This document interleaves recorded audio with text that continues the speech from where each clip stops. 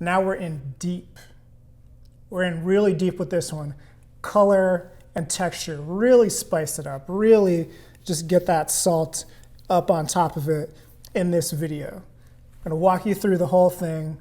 You're gonna love it. You're just gonna be like, oh yes, colors and gradients and textures and making it feel real. Let's go. So we've got the background selected. We're in the shading workspace. So down here where it says world, and I'm going to drag this little window edge up a little bit since we're starting to get into working down here. Where it says world, we're going to click on that drop down and go back to object. So right now this object has no color. Actually, we're in the rendered viewport within the shading workspace. So I'm going to click on this thing next to the other one that is the material preview. Because if I did it over there, it was so dark that we couldn't tell what was happening yet. Because we'll get into that. But so with our our background is called plain right now. I'm going to double click on that and change that to be called background so that we don't get confused later. So that mostly I don't get confused later. I know that you won't get confused.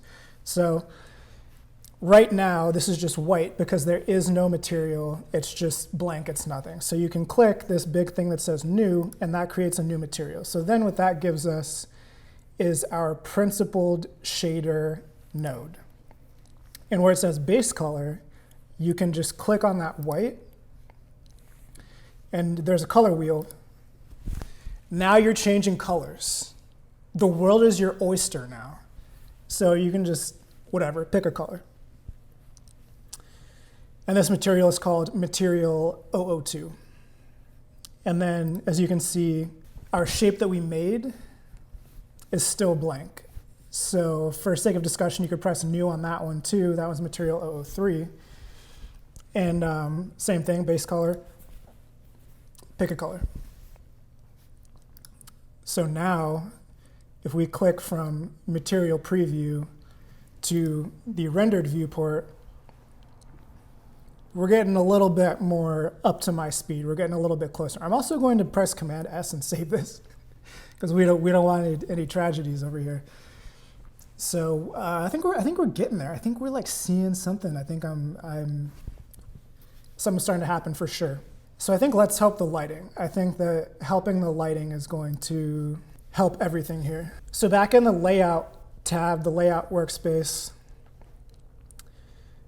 you can see that we can see the colors here too because we're actually in the material preview in the layout workspace. You see the colors, it doesn't matter. You could go to the next little thing to the left of it and it's all just gray, which is actually how I usually work. The reason that I didn't do it for this is because then you can't see what is the front of this object. So this whole time we've been operating in the material preview just so you can see like what is the front and back of this thing. But yeah, so right now we have this area light, which to me I use as something like a softbox, just straight overhead, and that's really close. So I would back that up because what I want it to do now is actually light up this background. I might get this background closer too. So I'm going to click on the green y-axis here. Is that gonna? And I'm going to drag the X. And then yeah, one of the great things about this Blender CGI workflow is you could just kind of change things whenever. I mean, once it's rendered, I guess that render is the way that it is, but you can always render it again. And so now that I've moved this light up, I'm going to see what it's doing. All right, we're moving, we're shaking. And what I think I want is maybe I'm going to see what it looks like when I drag it on the X-axis over here. Not liking that so much. All right, so we are there. Then I'm turning on our spotlight that we had before. I'm going to see what that's doing again. I think that's interesting. Okay, so what I'm going to do with this spotlight is I'm going to take this arrow for the y-axis, move it over. I'm going to do R, Y, R and then Y. I'm going to do R and then X, because what I'm trying to do now is get it to be almost like an overhead type of spotlight. Maybe not directly overhead, but. So then I'm going back to our shading workspace. And so this is, I think this is a bit much. And how's the blend? And that's with the blend at 0. So I'm going to, in our object properties, when you have the light selected, you can click on the bulb over here. And you can change these settings. I have the power at 10,000. I have all the power. And for blend, I'm going to turn the blend all the way up. Because for this situation, I think that's going to look good. And then you can also move the lights around in a rendered view if that's easier, so you can really see what's happening while it's happening.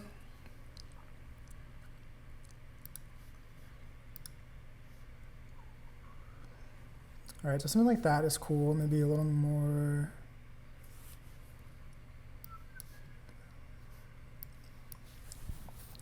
So yeah, it gets to a point where it's, I'm going to change the spot size right here. See, it's 45, so you can kind of make it smaller, bigger. Make it a little bit smaller to try to make it dynamic. But yeah, at a certain point, it's up to like what you think looks interesting. So I'm going to rotate this on the y-axis, then grab it on the x again and move it maybe over like that. Y-axis. And so right now I'm just pressing G and X and G and Y to just, and I'm doing it from the camera view in the rendered viewport.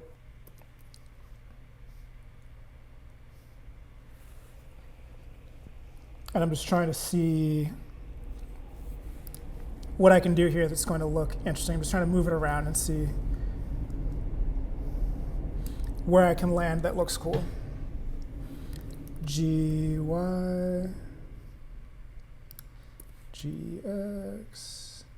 Back to layout, just kind of see where I'm landing here. Sure. So yeah, the other thing is you could kind of just like move things around till the end of time. But for now, I think that's good. For now, another thing that I would like to get into is filling in some of this, because this gold is looking pretty black, which is how it would really look. But we want to fill it in, you know, get it to look really nice. The gold up here looks like it's getting hit from, you know, the spotlight, or looks maybe it's getting hit more from that area light that's hitting the background. But I'm going to add another plane. Oh, actually, I'm not going to add another plane. I'm going to just turn on the white card that we already had and just see what that looks like. Yeah, so that's not bad. That's not bad at all. So you can see that we can see the end of the white card over there. So I'm going to just delete this whole extra face of this white card. So I'm going to click on it, tab to get into edit mode, and then up in this upper left here, I'm going to click on the face select mode. I'm just going to click on that whole face and then press X. And it's going to ask you what you're trying to delete, and you're trying to delete the whole face. So face, boom. Tab, you're out of edit mode. You can go back into your shading workspace. Bam. We're getting pretty good. And you can kind of turn it on and off. You can turn that layer on and off with a little eyeball to see what it looks like with and without it. And it's looking pretty cool. I think we are getting somewhere. So now I actually think that this peak over here could be higher. So I'm going to click on that object that we made, press tab to get into edit mode, and then click on edge select up here, select this edge. I'm actually going to then click on the camera for the camera view, camera icon for the camera view, and I'm just going to drag this up and see what happens. How's that?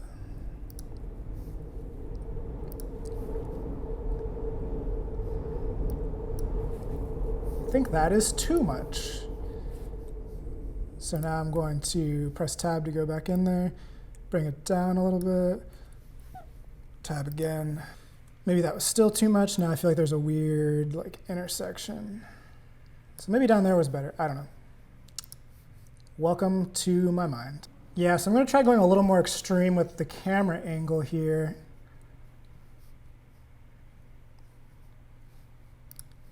And then we're really starting to get into the minutia of this stuff. But if I do G, Y, and then GZ, and then RZ, let's see what, maybe 35 in this camera properties here. I think I'm liking that better. So now I'm going to get into a couple tricks for making these objects look better just physically. So for a second, I'm going to click back into the material preview, still in this shading workspace because we need all this down here. So here we have our pink object. And one of the things with these is that they're just very perfect. The edges are perfectly 90 degrees, and it's just impossible to make edges that perfect in real life, so that ends up looking fake. So that's one of those things that needs to get fixed. They're also super, super smooth. So we want to disrupt those two elements of this. So click on this object that we made, and then you have your principled shader here where you change the color. And there are all these different settings you can change, which we can get into in the future. But what we're going to do right now is we're going to click on add down here, not the add that's up here, but the add for this material. And we're going to click on texture, noise texture. I'm going to put it kind of over here, kind of towards the bottom of this thing. And we're also going to add, go to vector, and something called a bump. So we're getting into a node workflow here. And I'm just going to show you this because this is kind of the only thing in this that's node related before I explain the whole node workflow to you, because I feel like it's scary and annoying and very confusing. So the purple dot from the thing that says bump, it says normal under bump. It's like in the same little cube thing. Connect that to the one that says normal in this other shader thing over here. It says principled BSDF, but the big long list of thing that was here, towards the bottom you'll see normal, so that you connect the normal from the bump to the normal from that shader. Then the noise texture has a little yellow dot that says color, and you're connecting that to where it says height for that bump. So you just want to make it look like that. The way that I've made it look, you want to make it look like that. And so what that does is it gives us a bit of a texture. And I think it's too big now, so I'll do something like maybe where it says scale 5. You can just click on it, and I type in something like 200. And so there you can see we have it's a texture, you know. So what I like to think of it as is if you were painting a wall or painting a surface, it's going to end up with a texture. You don't want it to, but it's going to, especially when you get really close to it, it's going to end up with a texture. So that's personally what I'm trying to mimic here. And then for the strength, I'll turn that way down because you want this to be pretty subtle. So the scale over here is 200, and then the strength is at 0.1. So now I'm going to go back to the rendered preview and see what that looks like. Maybe that's not subtle enough, maybe 0.05. Maybe that's good. So it's just a little something. So if you disconnect it, you can see what it looks like without it, and you connect it, you see what it looks like with it. I think it'll show up more obviously in the actual render, but it's just a little something to give it a little feeling of something. Another thing is our focus is in the wrong spot. So you're just going to want to click on that focus. Right now it's like inside of our object. Lift it up. So even if you can't see the focus object in the viewport, if you click on it in the collection, the arrows will come up. If you have this move thing selected, if you're like that, it won't. But if you click on this, the arrows will come up even if it's being obscured or it's inside of another thing. So you can grab it. You can also do the grab shortcuts, the G, etc., even if another object is obscuring it. So we just want to get that right to where our focus should be, which I think is something like right there. And again, we can change this, but I just feel like we should get it close. That's good. I think that's good for now. Back to shading. So we got a little something going on. Got a little something working out for us right here. A little something working out for us right here. So next, we're going to address how perfect all of these edges are.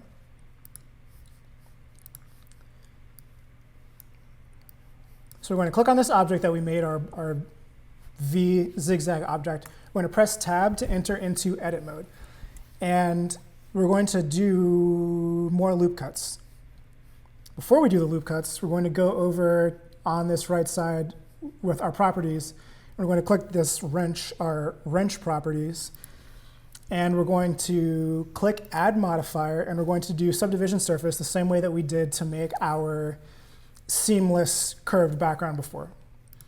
So Subdivision Surface, and now you'll see it turns it into this like weird blob of a shape. For the levels, I say we go up to 3. So get the levels viewport up to 3 and render up to 3. Then over to the left, go over to loop cut like we did before. And we're basically going to use loop cuts to establish where our edges are going to be. So you can click on it and hold and drag. So you have to kind of be on the edge before the loop comes up. Before you actually click on it and make the cut, it'll show you in yellow where the cut is going to be. So if you get over to the edge, you want this one, at least for right now, in the middle. So you can click on it and drag over to the right, and that's going to be our edge. You don't want it to be all the way over necessarily, but just kind of close. Then click on it again and drag it over to the left. And you kind of need a couple before it looks like anything. So now kind of go towards the middle of this object and drag it down. That'll be the edge down there. And then towards the middle again and lift it up. Now you can see it's starting to look like the object that we want it to look like. Then I think we still actually need maybe 4 more. So in the middle of each of these 2 halves, you need one that's going to end up over here, one that's going to end up just to the left of this line, one that ends up just to the right, and then one that's all the way over there. So kind of in the middle, close to this top edge, click and drag it up to the left. Start from the middle, click and drag it down to the right. That's going to establish our little middle point there. Then we have to do it for the other side. Click and drag it down, again, to establish our kind of dip point. And then last one, I believe, kind of get it toward the middle. Click, drag it up to the right to create that point up there. So then you can press Tab to exit out of that edit mode, and you can zoom in here. And you can see that it's just a bit not round. You can also go to Object, Shade Smooth, as you can see that it's a little bit like not quite smooth. So Object, Shade Smooth. And yeah, I'm trying to determine if this is too, it might still be too sharp again, but it's not as sharp as it was. So another thing with the loop cuts, so say you're looking at this and you're like, ooh, I think that's too sharp.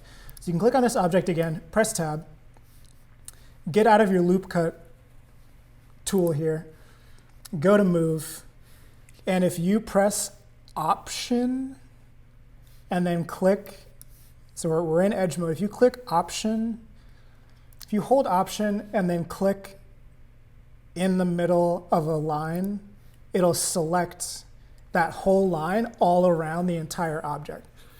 So I've selected this whole loop cut basically, and I'm going to press G and then Y to move it in. And you can see, I'm going to click, and you can see that that softens up that one edge. So the other thing that would soften up at least the top edge is if you option and then click, hold down option, and then left mouse click this line, which is another loop cut that we had put in. And you can move that down on the Z axis. So G and then Z, or grab that Z, and then now you can see the Z. Now you can see that it's softer.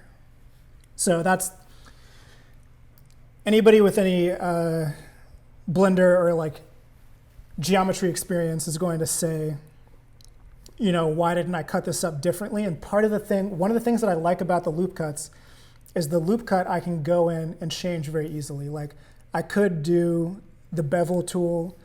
The bevel tool is annoying to change if I do it in a way that I later realize was wrong. So the thing I like about loop cuts is you can kind of infinitely go back and like redetermine where those need to be if it's not quite looking right yet. So now I'm going to go back to the shading workspace and look at it. So yeah, now you can just see it has a bit more of a softer edge that just feels a little more convincing for like a real physical object, because a real physical object wouldn't ever be as perfect as that other one was before. So it's looking like something. It's looking like something. And you know, you could do the texture thing to the back. I think the background might be too far back and so out of focus that we can't really tell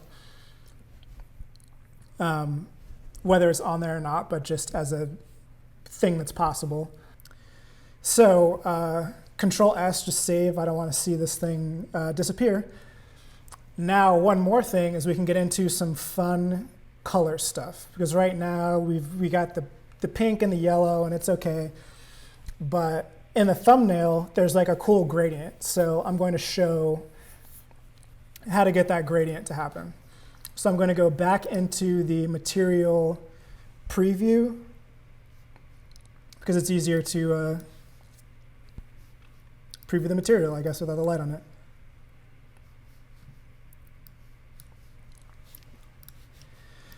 So it's more nodes, but again, they're fairly simple. And it's just for this specific purpose. I don't feel like I need to fully explain the whole node thing to you. It's just like, this is how this one thing works for right now. So we're going to go to Add, Input, and we're going to go to Texture Coordinate. Set that down somewhere over there, because it's eventually going to connect into the base color. Then we're going to go to Add Converter, and we're going to go to Color Ramp. So you can already see there's some gradient action in the color ramp. You can already see what's up in there. So if you click over by the white comes up down here. You click over by the black comes up down here. So these are going to be our different colors that we are transitioning between. So I'm going to go with like a blue and a, maybe I'll do a yellow and like a light pink. So like a yellow. You can also, sometimes you start with a color and you're like, oh, what if I want a gradient with that color? So if you click here, it has the color wheel, and then there's a dropper. So if you want to use your previous color, you can click there, go to the dropper, and click on that color that you had before if you were like set on that color for whatever reason. Then I'm going to click over by the white. I'm going to make that like a whatever color you think that is. Then where it says color, this yellow dot, I'm going to connect that to the yellow dot over by base color. Doesn't do much now. Then where it says object, I'm going to take that from, I'm going to take the little purple dot next to object and connect that to where it says factor. So I don't know how much it matters. I think it's UV. So you're going to connect that from UV, and by default, it is linear. It's linear or constant. It's something else by default. But what you want it to be, this drop down right here next to RGB, you want that to, yeah, I guess it's linear by default. You want that to be B-spline, I think. B-spline, linear. Linear. B-spline. Yeah, whatever. It could be linear or B-spline. I feel like our transition's better as B-spline. You want it to be B-spline, and now we have ourselves a little gradient. So let's go back to the camera view and see what that's looking like. So it's kind of dark up there, you can't really tell. And then I'm actually going to switch these. So you can drag these, and as you drag these, that controls how this gradient is behaving, basically. So if you wanted something that was, more constant, you can get them close to each other. If you want a more gradual gradient, you can have them further away from each other. And then I'm actually going to switch them. I'm just going to just jump this one over that one.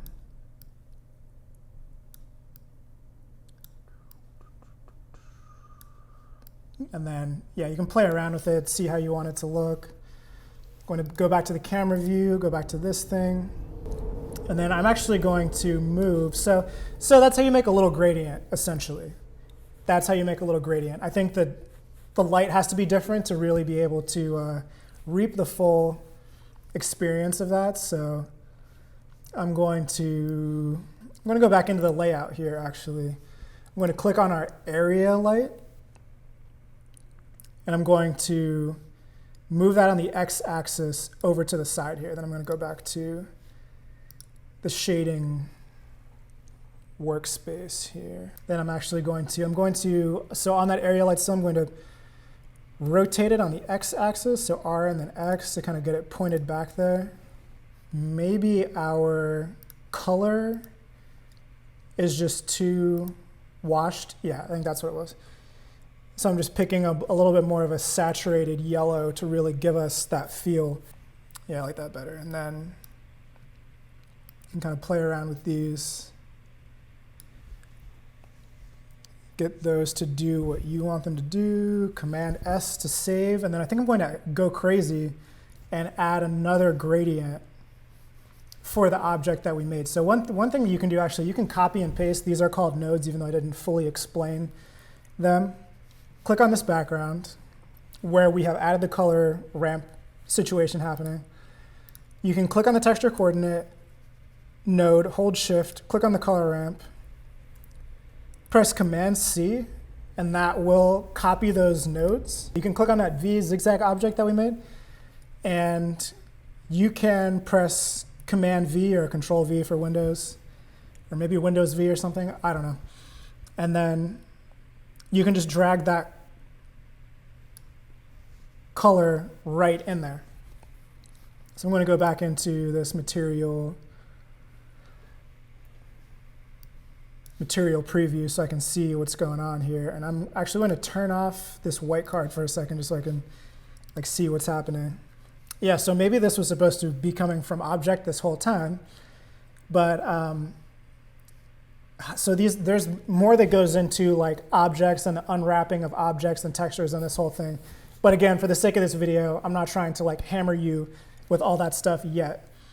But for this object, it needs to be, this little purple dot from object needs to be going to factor, not UV. The previous one, I did UV because that was working on that one. But for this one, it needs to be from object. So I'm going to play with that and see. OK, so for this one, there's actually one more node that we have to add. Just bear with me. So I'm going to click on this texture coordinate. Left click, I'm going to drag it over. And I'm going to go to add. I'm going to go to vector mapping. So before you click, it's it just goes wherever. So drop it in between the two, and it'll automatically connect.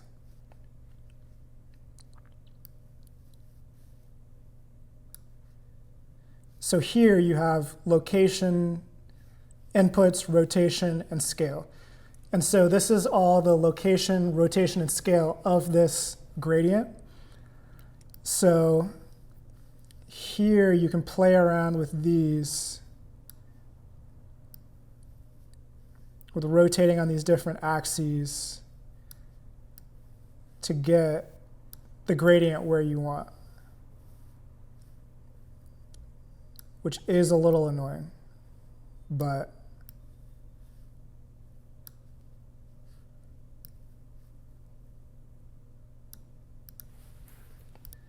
you can play around with those until you get what you want.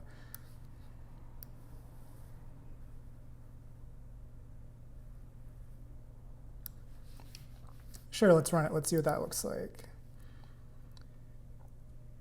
Click on the camera view. And then I'm going to change the colors for this one too. So I think instead of this color, I'm going to go with like a blue. Yeah.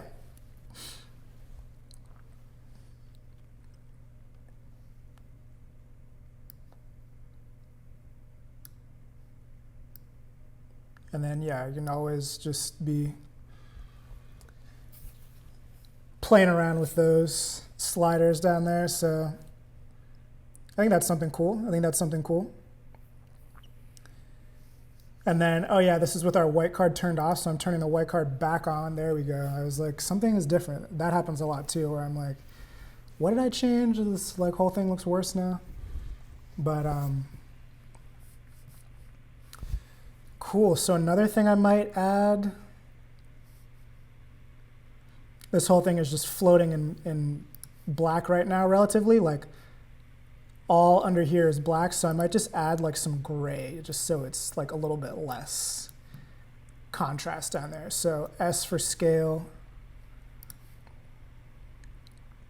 make it bigger, and then, so all of those, maybe not all of them, but the basic material controls you can actually access from the properties over here. So it's this little ball. There's a lot of little balls in here, but there's this little ball over here in the properties. And if you have something selected that could have material properties, like if you select on lights, lights don't have materials on them. But if you select on something that could have a material, then, you know, the way that you clicked new before in the shading workspace, you can click new over here and then base color, make it gray. So I was curious what that would do. Yeah, so it's just not as black. It's feeling very black before. And then another thing I'm going to do is take the white card and I'm going to just scoot it in because the camera's right here. So as long as I don't get in the way of the camera or the light, I'm a little bit in the way of the light, but see what that looks like. Because I just wanted to start to fill in this gold a little bit more, you know? And then it's in the way of the light, but curious. Yeah, I feel like that looks better.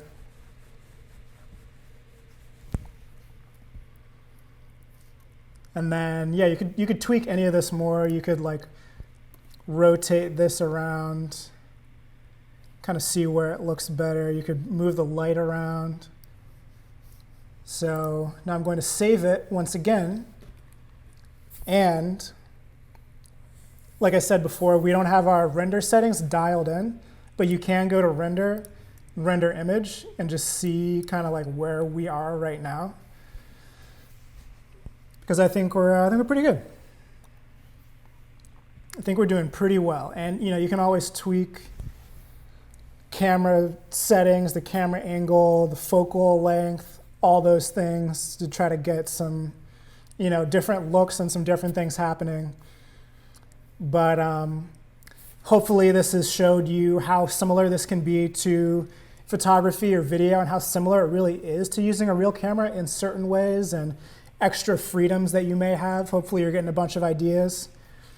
And as far as good settings, in my opinion, good settings for rendering, for photorealism, I think that's kind of the third pillar of making these things look real or photoreal enough that they could potentially be convincing and utilized in the way that you could want to use them if you already have existing photography.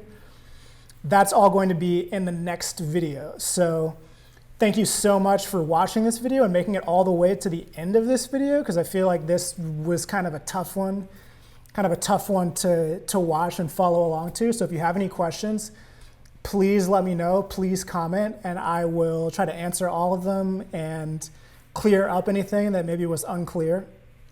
And yeah, please follow along for the next video. We can get into some renders. That's the final thing. What a shame to get this far through this series and not render out your final image. So we're going to get into some renders. We're also going to get into importing other objects and using other objects.